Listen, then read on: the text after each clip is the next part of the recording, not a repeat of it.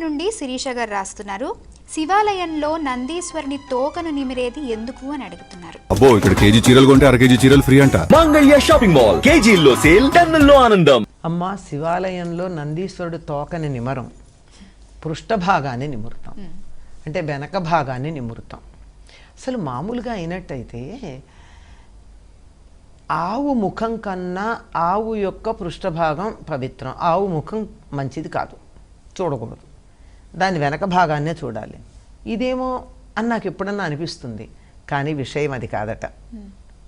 ఎందుకు అంటే నందీశ్వరుని యొక్క కొమ్ముల మధ్యలో నుండి శివుణ్ణి చూడాలి.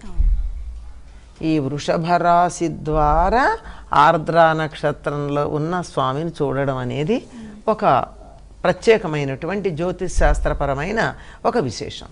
మనం చెయ్యి ఇలా నందీశ్వరుడి మీద పెట్టినప్పుడు, ఒక చెయ్యి ఆయన కొమ్ముల మీద పెట్టినప్పుడు వెనక భాగాన్ని మనం స్పృశించాలంటాం.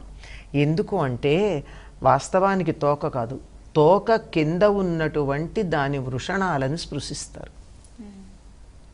అప్పుడు కానీ ఆ నందిలో చైతన్యం రాదు అని. ఇక్కడ చైతన్యం వస్తే తప్ప అక్కడ శివుడు అనుగ్రహించడు అని. అది విశేషం.